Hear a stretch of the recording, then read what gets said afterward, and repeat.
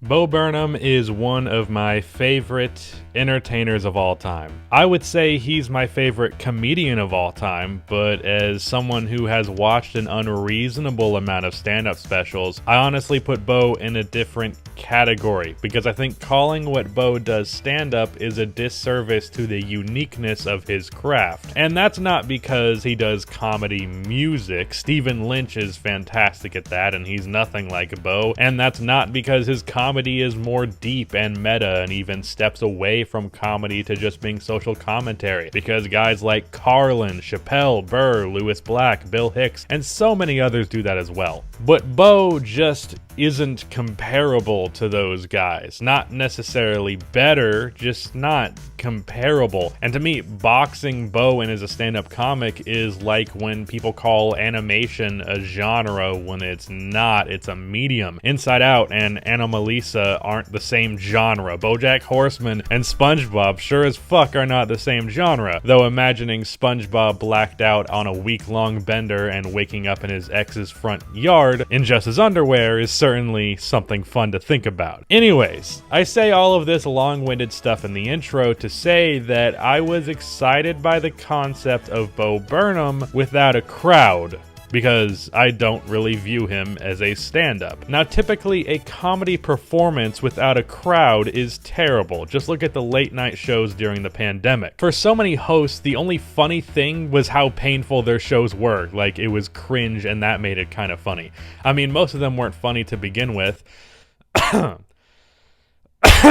But it was somehow made worse. So, like, if you told me Chappelle without a crowd, I'd watch it, but I would not be excited that much, at least not because of that specific reason. And that doesn't take anything away from Dave. He's the greatest comic ever, in my opinion, but he's just different from Bo Burnham, as is every other stand-up comic, which is why I view them as separate things. However, because I don't even really look at Bo as a stand-up, watching him perform separate from the stand-up environment really seemed like it could be great and something special. What Bo Burnham did with Inside is nothing short of an achievement in comedy, and it's a feat in total originality. Separate from an audience, there isn't trial and error, and I don't think that made the product worse because Bo was throwing shit at the wall. I think it's specifically because of that everything was so well refined. Bo took a year, well, inside working on this special. He seemed to overthink everything he did, and he did not hide from that doubt. This special really feels like a hybrid between a comedy special with Bo's unique flavor and a documentary focused on the production of the actual special. It's almost like if a movie showed you the behind the scenes in the middle of the movie, which obviously takes away from the cleanness and the preciseness of the product itself, but there's a trade-off in genuineness and powerful moments from the creative's perspective. Bo's two Netflix specials, What and Make Happy, are insanely polished. This one is a lot more of a stream of consciousness. Bo's process is in full display in this special and really showcases the talent that he is, but more importantly and more genuinely, the person that he is, as well as the struggle that comes with his creativity, because fuck, man, the alternative title for this special should have been like Make Sad, because dude, I just want to give Bo a hug after this one. This special showcases to me what seems to be the tragedy of Bo Burnham. Now bear in mind real quick that everything I'm about to say is my own interpretation of Bo's work, so keep that in mind. What I say is just my interpretation. But I say the tragedy of Bo Burnham because that's an element of Bo, specifically the version of him that we see performing for us. Bo Burnham wants to perform. He already has seen enough money that he could likely retire right now no problem, or just continue his career as a director working behind the scenes like he did with 8th Grade. But he chose to come back to performing because there is clearly a part of him that badly wants and needs to do it. But at the same time, it's that performance that brings him a lot of his mental anguish. And I do want to say real quick another disclaimer. I wouldn't ever comment on a person's mental well-being if it wasn't very much a part of that person's content, which it absolutely is in Bo's case. Otherwise, I would not speculate on something like this, but I think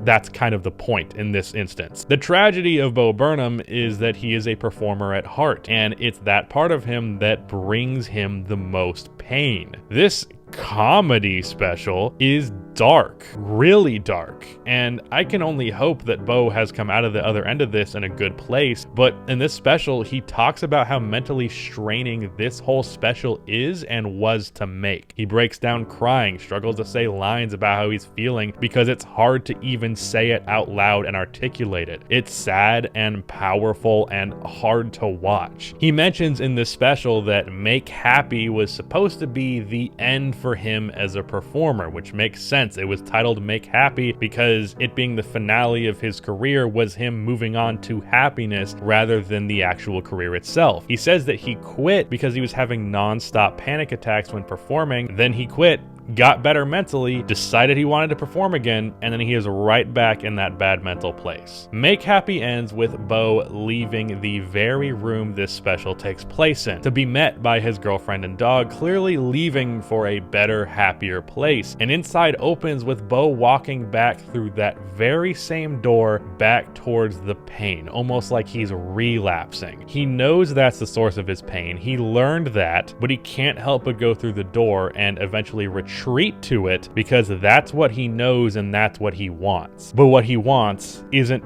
good for him. So sit with that for a second. When you really think about that, it's a contradiction of an existence. As Green Day famously said, I'm a walking contradiction. Anyways, holy shit, I got off topic and went to a dark place, but hey, that's what this special will do to you. Back to my point about the crowd, or lack thereof, Bo's typical process I would expect is he'd work on his special in private, like in a room like this, then go perform it in front of hundreds of crowds, and then do a special. That process of making the content and workshopping it is pretty much entirely done out of the public eye, or at least on the grand scale. Of course, the live shows that happen before the special people see, but it's not the massive crowd that see the Netflix special. For most of us, we have only ever gotten the cleanest, most refined version of Bo. In this special, we get Bo going through the creative process. Sure, there's hours of footage we never saw, but we get a glimpse, and we get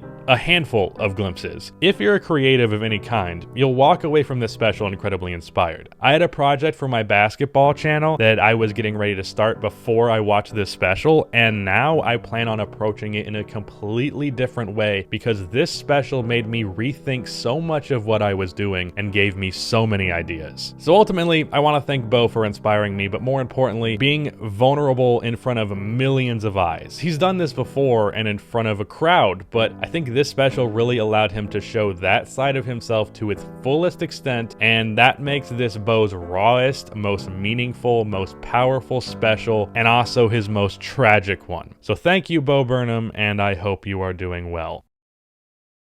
Oh shit, it's also funny. I forgot to mention that, my bad.